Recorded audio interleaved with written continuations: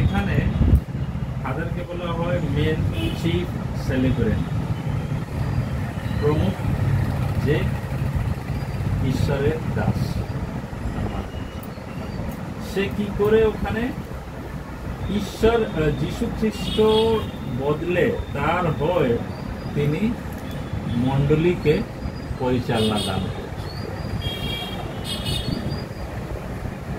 তার মানেটা হচ্ছে যে সেখানে যিশু আছে, কিন্তু যিশু দেখা যাচ্ছে না। যিশুর প্রতিনিধি হিসাবে একজন দাঁড়িয়ে আছেন, যে ওখানে পুরোহিত আছেন বা সেলিব্রেন্ট আছেন, সেই তার মধ্য দিয়ে পুরো মণ্ডলী যিশুকে দেখছে। তো ওই লাইট কি করছে, যে পুরোহিতকে যিশু বানিয়ে দিচ্ছে ভিতর থেকে, বাইরে থেকে, ভিতর থেকে। যখন তার মুখে লাইট পড়ছে, অন্তঃকরণে লাইট চলে যাচ্ছে, স্বর্গীয় জ্যোতিতে পরিণত হয়ে যাচ্ছে, পরিবর্তন হয়ে যাচ্ছে। আজকে লোকলিখিত 11 অধ্যায় সুসমাচার 33 পদে 14 খ্রিস্ট বলছে যে কেউ লাইট জ্বালিয়ে কাঠের তলায় রাখে না, উপরে রাখে, সবাই তাকে দেখতে পারে। কারণ টিউবলাইট উপরে আছে, এখানে সাইডে লাগানো নেই, হ্যাঁ, পিছনে লাগানো নেই। মানেটা হচ্ছে যে আলো সবাইদের মধ্যে একটা পরিষ্কার ছবিটা যেন দেখতে পায়। আমরা মানুষের ভিতরে দু রকমের জিনিস আছে, একটা হচ্ছে ভালো, একটা হচ্ছে মন্দ।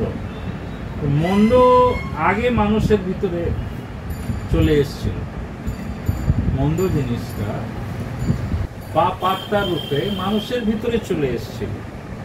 ওই জন্য মানুষ লাইটকে দেখতে চাইছিল, দীপ্তিকে দেখতে চাইছিল। সে মানুষটা কে ছিল, যে নিজেকে গাছের পিছনে পাতা পরিয়ে লুকিয়ে দিল। কে? আদম। কেন? দেখছি যে ফলকে জ্ঞান নিয়ে গেছে, দেখছি উলঙ্গ, জ্ঞান বৃক্ষের ফলকে ওই অবস্থায় প্রভুর সামনে দাঁড়াতে পারবে না, তাই প্রভু আবার লুকিয়ে গেছে। লাইটকে দেখতে পেয়ে, সেই জ্যোতি হচ্ছে সদাপ্রভু।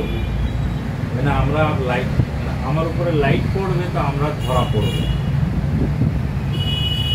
মেন লজিকটা হচ্ছে, কারণটা যে যে মানুষ চুরি করে ও নিজেকে লুকিয়ে রাখে, হ্যাঁ না? চুরির জিনিসটা মানুষ তো লুকিয়ে নিয়ে যায় না, সবাইদের সামনে নিয়ে যেতে পারে, আর সবাইদের সামনে নিয়ে গেলেও ধরা পড়বে। কিন্তু যে পরিশ্রম করে, যে বাজার থেকে কিনে নিয়ে এসছে, তাকে সবাইদের সামনে থেকে নিয়ে যেতে পারে। কারণ কেউ তাকে, তার কি আছে, রিসিট আছে, হ্যাঁ, ক্যাশ মেমো আছে। ওখানে কি হলো, ওরা চুরি করেছে, ফলটা চুরি করে খেয়েছে। যা নেওয়া হয়েছে লুক 11 অধ্যায় 33 থেকে 36 পদ। ভিতরে যায়, তাহারা আলো দেখিতে পায়। তোমার চক্ষুই শরীরের প্রদীপ। তোমার চক্ষু যখন সরল হয়, তখন তোমার সমুদয় শরীরও দীপ্তময় হয়। কিন্তু চক্ষু বন্ধ হইলে তোমার শরীরও অন্ধকারময় হয়। অতএব দেখিও, তোমার অন্তরে যে দীপ্তি আছে তাহা আধার। বাস্তবিক তোমার সমুদয় শরীর যদি দীপ্তিময় হয়, কোনো অংশ অন্ধকারময় না থাকে। তবে প্রদীপ যেমন নিজ তেজে তোমাকে দীপ্তি দান করে, তেমনই তোমার শরীর সম্পূর্ণরূপে দীপ্তিময় হবে। জ্যোতি খ্রিস্ট যিশু এ গৃহের জ্যোতি, খ্রিস্ট যিশু জগতের জ্যোতি।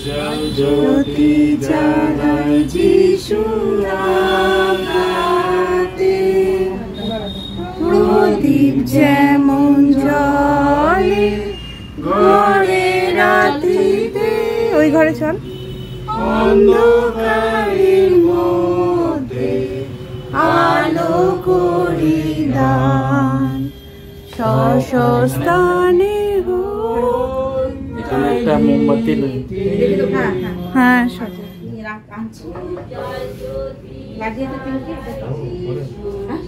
ওই ছোট ঘরটায় নিয়ে যা, ছোট ঘরে নিয়ে যা।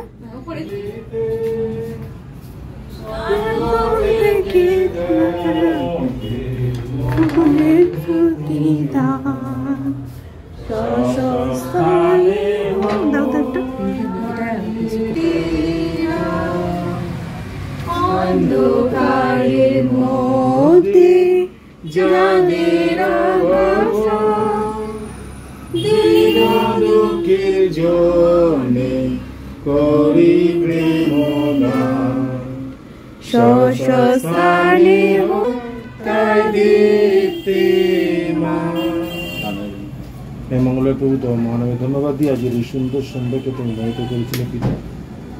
আমরা কয়েকজন তোমার সন্তান মণ্ডলী থেকে প্রভু তোমাদের এই গৃহতে আসতে পেরেছি পিতা। তুমি এই গৃহকে আজকের জন্য মোহিত করেছো পিতা।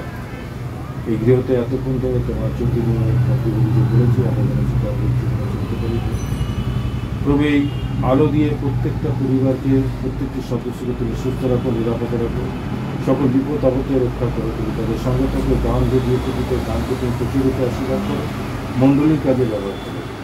এরা যেন এইভাবে মুক্ত হচ্ছে সবসময় তোমার পবিত্র কাজে ব্যবহার করো। আমাদের প্রত্যেকে তোমার হাতে সমর্পণ করি, সকলের সঙ্গে থেকে সকলকে আশীর্বাদ করো। প্রার্থনা যিশু তোমার নামে। আমেন।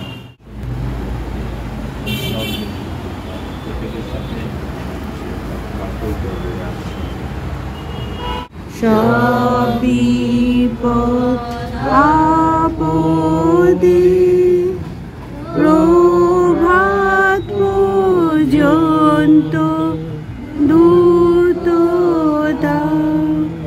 থাকুক মোদের সাথে। আমেন। দাদু একটু বসবে না? জয় যিশু। আগে জয় যিশু বলতে দাও না, বলে কি আমি এখান থেকে উড়িয়ে চলে যাবো। হ্যাঁ।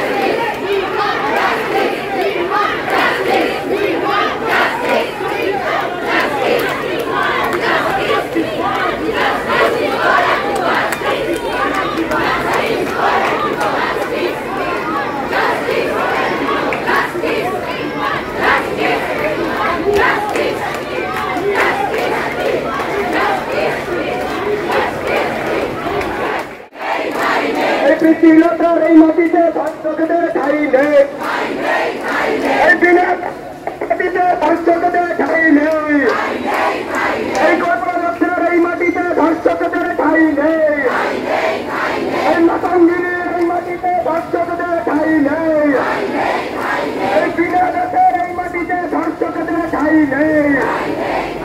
এই তোমার আমার একই কাজ, এই তোমার